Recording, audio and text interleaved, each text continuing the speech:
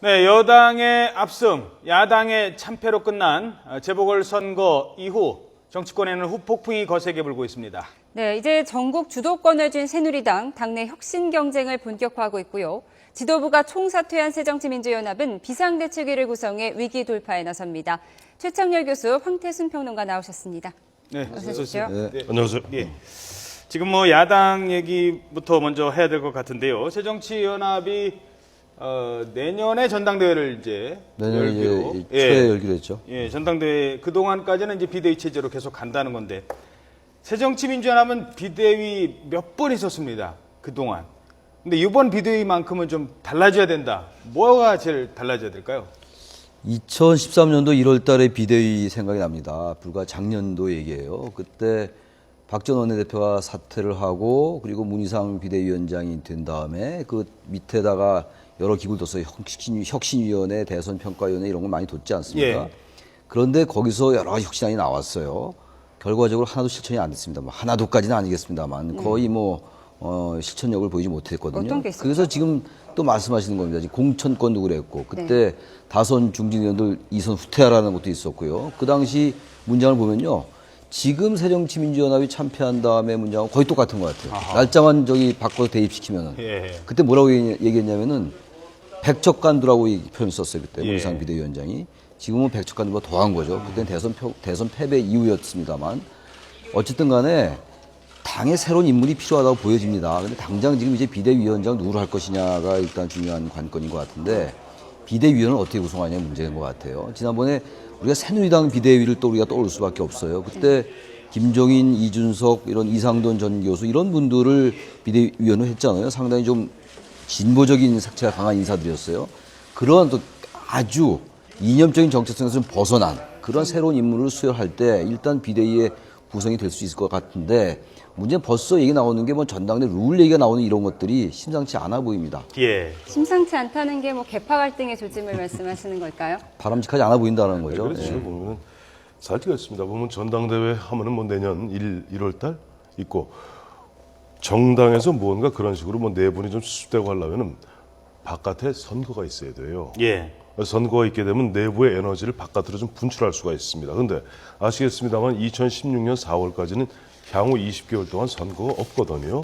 그러니까 어떻게 보면 내부적으로 흔히 갈등, 알력, 내홍, 내부의 압력이 더 세워질 가능성이 있고 그런 가운데 비대위 체제를 맡게 되는 겁니다. 근데 사실 그런 부분에서 이번에 11대 4로 패배했습니다만 그 속내를 곰곰이 따져보면 물론 보면 자신들이 공천을 갖다 잘못했기 때문에 많이 이렇지만은 하나하나 따져보면 그렇게 무슨 절체절명의 위기에 빠질 것은 아니에요. 그런데 앞서 말씀하셨습니다만 꼭 때만 되면 뼈를 깎는다 그러고 하도 뼈를 많이 깎아서 깎을 뼈가 없다 그럽니다.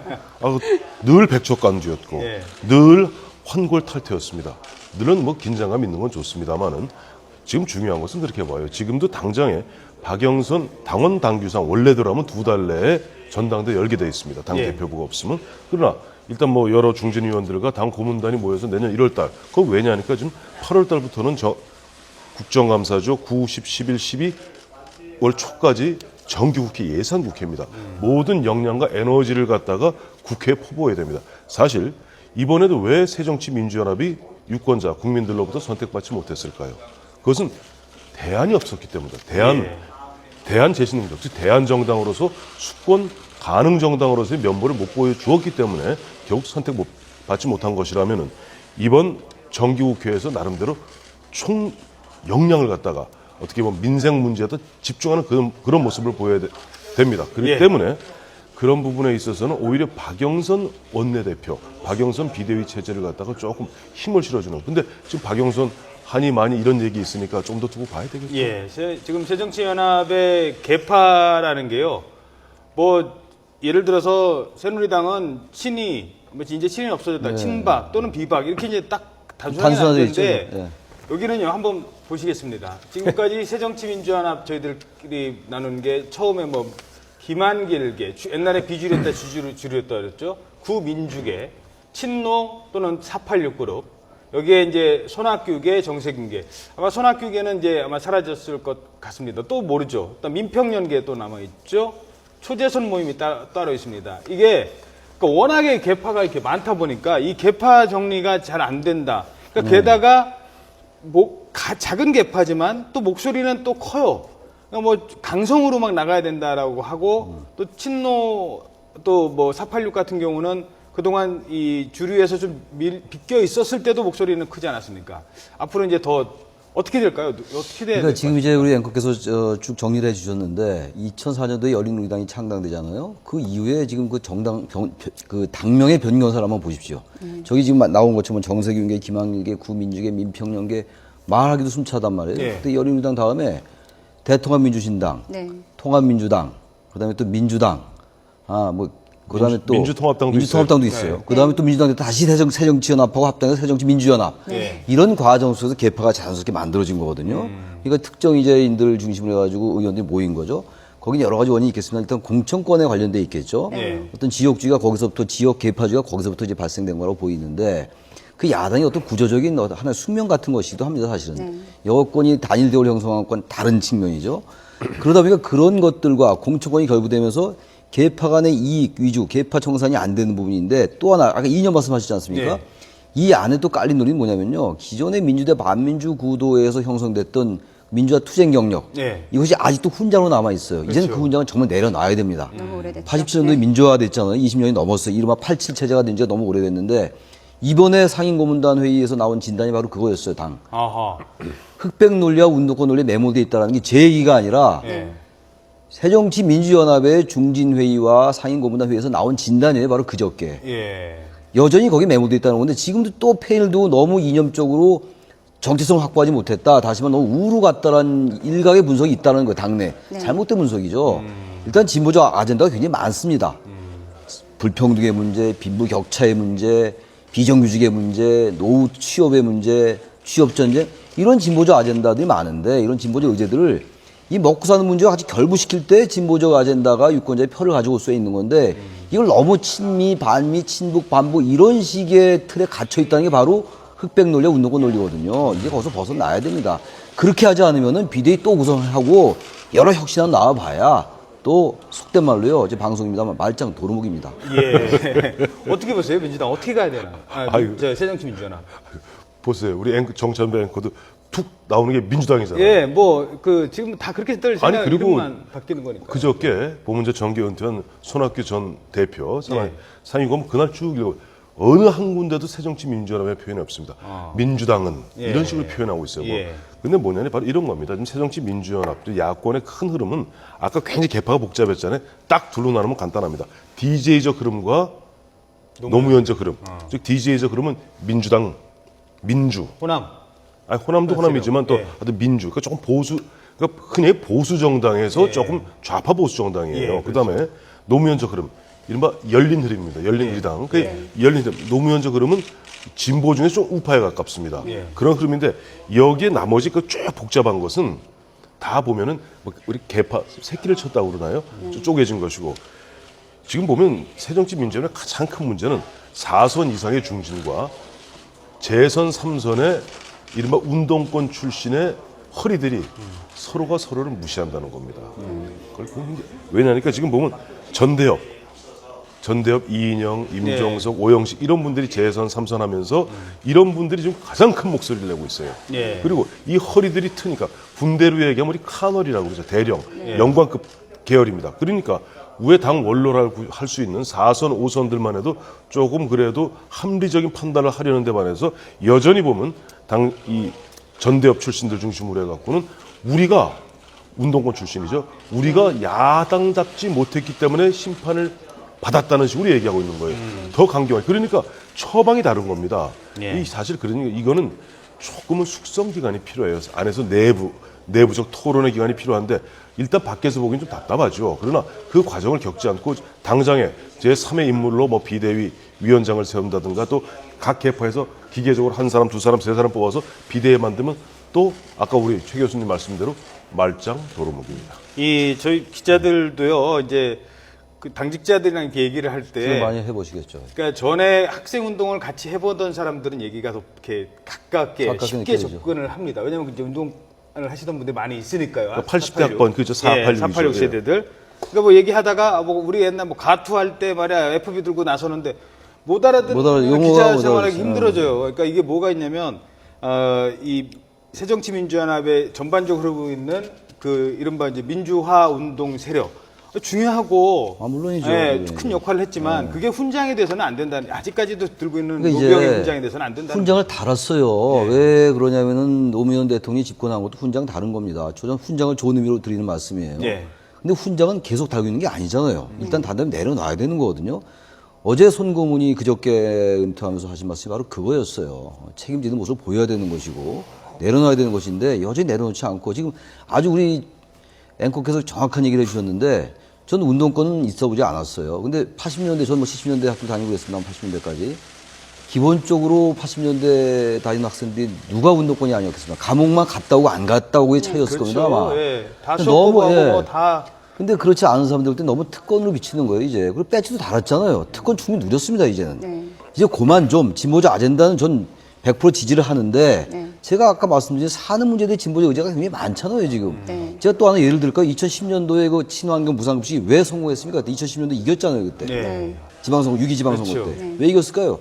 진보라서 이기고 졌을까요? 그게 아니에요. 그게 바로 무상급식의 문제가 뭐 찬반 논란이 있을 수가 있으나 먹고 사는 문제였기 때문에 유권자들이 관심을 끌었던 거고 승리했던 겁니다, 바로.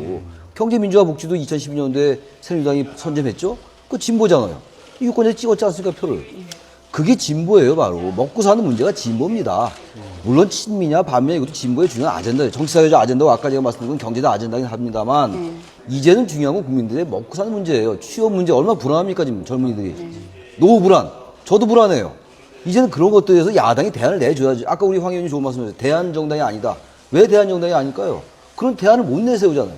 비대위원장이 누가 됐고 그건 중요하지 않아요, 어떻게 보면요. 예. 얼마나 좋은 얘기 많이 했어요, 비대위원회에서. 민주대 반민주 구도가 이제 더 이상은 먹히지 않을 수 있다는 얘기고요. 근데 저 궁금해서 여쭤보는데요. 가투가 뭐고 FB가 뭐예요? 가투, 예, 다 아시죠? 알면서 예, 하는 예, 얘기인데 예. 왜냐하니까 바로 이겁니다. 바로 우리 정찬배 부장 정도 나이 되면 이제 386, 486 되니까 대화가 되는데 바로 보면 우에 보면 국장이나 부국장쯤 되면 무슨 말인지 모를 거예요. 왜? 70년대 학교 다녔고 우리 저 최 교수님 같이 80년 초반까지 다녔던 분. 그러니까 우리나라 전대협이 87년에 형성됩니다. 예. 그렇기 때문에 87년 이후에 바로 그런 말이 많이 쓰였던 것이지 80년 중반까지 학교 다니는 사람들은 무슨 말인지 모릅니다.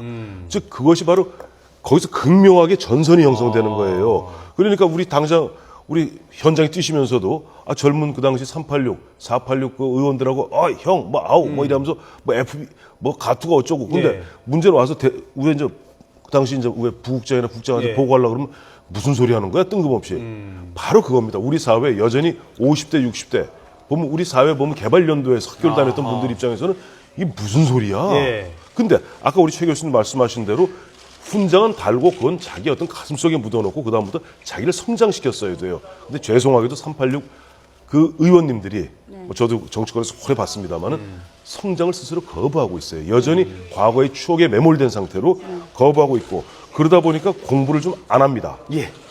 알겠습니다. 거기까지 듣고 이제 새누리당 얘기를 네. 좀 나누도록 하죠.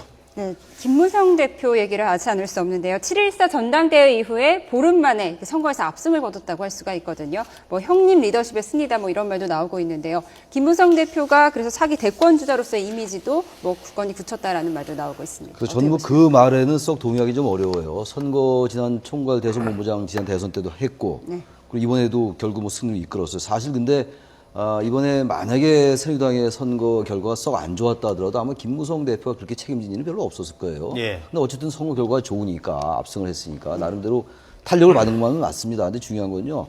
이제부터 김무성 대표는 대권 주자로서의 검증에 들어갔다고 좀 봐요.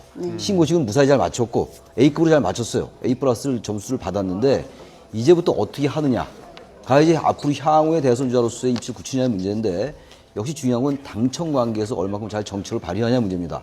당청 관계에서 마냥 대립각을 세울 수 없는 노릇이고 또 너무 또 과거의 프레임처럼 지나치게 수직적 관계로 가도 그건 뭐 대권 주자로서의 그 존재감이 많이 떨어질 거거든요. 그런 부분하고 또 행정부와의 관계 이런 것들을 여하이 잘 해내느냐의 정치력에 따라서 굳혀나가느냐 여권에서 그렇지 않고 또 대표로서 선거에만 귀재인 상대 선거의 기민하에 반응하는 게 새누리당 같아요. 예. 그런 것에 그치는지 아직은 좀 지켜봐야 될 것 같다는 생각이 그렇죠. 들어요. 반바지 입고 혁신장렬만 했다고 아주 해서 기민하긴 혁신되는 합니다. 건 아닌 네. 거거든요.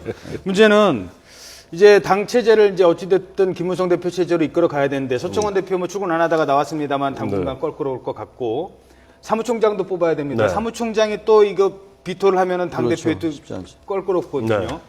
지금 그래서 이정현 의원을 지명직 최고위원으로 뭐 뽑는다 뭐 이런 얘기도 좀 들리고 있고요. 저는 그것이 합리적인 수순이라고 봐요. 예. 물론 이정현 의원이 예전에 최고위원을 잠깐 했습니다. 그렇죠. 하지만 새누리당, 한나라당 과거에 보면은 호남 지역에 의원이 없었기 때문에 원외 인사 또 비례대표 인사까지도 보면은 항상 호남목 지명직 최고위원으로 이른바 좀 안배를 했습니다. 마침 이번에 이정현 의원 보면 기적을 읽어오지 않았습니까? 그런 상태에서 호남 전체를 아우르고 또 예산도 좀 챙기겠다고 본인이 예산 폭탄 퍼붓겠다고 그랬으니까 꼭 자기 지역구인 순천 곡성뿐 아니라 호남 지역에 그렇게 좀 소통하는 그 다리로서 최고위원에 지명을 해주길 바라고 또 지명을 수락해 주길 바랍니다. 근데 문제는 이정현 의원이 친박의 복심 중에 복심 아니에요. 박근혜 예. 대통령의. 예. 그러면 아무래도 지금 2017년 꿈꾸고 있는 김무성 대표 주변에 이런 말 하는 사람이 꼭 있을 겁니다. 어떤 얘기요? 대표님, 저 보면은 서청원 최고도 계시는데 두 분 다 목소리 큰데 두 분이 다 저 지도부에 들어오면 대표님이 좀 밀리는 거 아닙니까? 라고 얘기하는 사람이 있을 수 있는데 김무성 대표 입장에서는 대승적 관점에서 봐야 되는 거죠. 자, 또 하나 어쨌든 새누리당이 TK가 그래도 핵심적 당원수 제일 많잖아요. 예. 그런 부분에 좀 지도부에 한 명도 없습니다. 그러니까 뭐 사무총장 인선에서 보니까 뭐 유승민, 장윤석, 뭐 김태환 의원 등이 좀 거론되고 있는데 그런 것을 골고루 즉 김무성 대표가 취임 일성으로 얘기했던 대탕평 인사 아우르는 인사를 갖다 해주기 부탁드립니다. 예. 교수님은 이정현 돌풍 어떻게 보십니까? 이정현 돌풍입니까 그게? 돌풍 아닌가요? 이정현 저는 그 이번에 당선은요. 예. 어찌됐든 간에 한국 정치사에서 획기적인 이정표를 걷다고 좀 봐요. 원인이 무엇이 됐든 간에 일단 뭐 새누리당에 대한 그 지지라기보다는 인물에 대한 지지라고 일단 해석한다 하더라도 그렇습니다. 그래서 뭐 돌풍이라고 해도 될 것 같아요. 문제는 그거죠 이제. 향후 이러한 그 지역주의 구도의 타파의 하나의 조그만 단초 아닙니까? 지금 광주 전남에서 당선되기 처음이잖아요, 지금. 이 새누리당 계열의 의원 후보가. 예. 이제 영남 지역 많이 있었어요. 문재인 의원도 그렇고, 뭐 이제 안철수 의원도 안철수는 뭐 일단 지역구 노원병이라 하더라도요. 예. 어찌됐든 간에 그러한 것들이 제도적으로 보완되고 제도적 도입이 돼야 될 것 같아요. 그렇지 않으면 이건 돌풍으로 끝나고 맙니다. 알겠습니다. 이정현 의원과 관련해서 이 문제는 꼭 짚어야 될 것 같아서 딱 30초씩만 드리겠습니다. 네. 시간 없으니까요. 예산폭탄 준다고 했잖아요. 예. 근데 예산폭탄 힘 있으니까 와 우리 지역 우리 마을 다리 놔주고 좋은데 옛날에 이상득 의원 형님 예산 얘기할 때는 뭐고 쪽지 예산하고는 이게 모순되는 거거든요. 이정현 의원 예산폭탄 이거 지켜도 좀 문제가 되는 거 아닌지 그런 것도 한번 살펴봐야 되는데요. 예, 30초 그렇죠. 너무 지나치게 대통령의 측근이다, 대통령의 복심이다라는 것을 내세운 거였잖아요. 선거 전략을 완전히 정확히 내세운 거예요. 명시적으로. 일단 선거에 승리해야 되니까. 그렇다고 해서 그야말로 대통령의 권력을 배경으로 해가지고 내 지역구에 쏟아붓는다? 그건 맞지 않죠. 정확히 지적하셨어요. 그 당시 형님 예상 뭐가 다릅니까? 그렇게 간다면요. 선거가 아까 없기 때문에 잘 변하기 어렵다고 황 의원님 말씀하시지 않습니까? 그건 새누리당이라도 마찬가지예요. 선거가 없기 때문에 더 교만일 수 있단 말입니다. 예. 그런 것들에 대해서는 상당히 조심할 필요가 있다고 보여져요. 예, 30초 드리겠습니다. 예, 폭탄은 폭탄인데 원자 폭탄은 아닙니다. 아하. 그러니까 아마 이정현 의원이 보면 애써서 예를 들어 예전에 김선동 의원이 한 500억, 1000억 정도 해오면은 열심히 또 여당이니까 뛰다 보면 뭐 2천억까지 3천억, 4천억까지 가능하겠죠. 근데 그것이 지역 주민들은 사실 원자 폭탄을 기대할 텐데 보면은 그런 것은 앞으로 보면 이정현 의원의 정치력으로 그런 조정해 나가야 될 겁니다. 예, 알겠습니다. 지금까지 최창렬 교수, 황태순 평론가와 함께 전국 전망해봤습니다. 고맙습니다. 고맙습니다.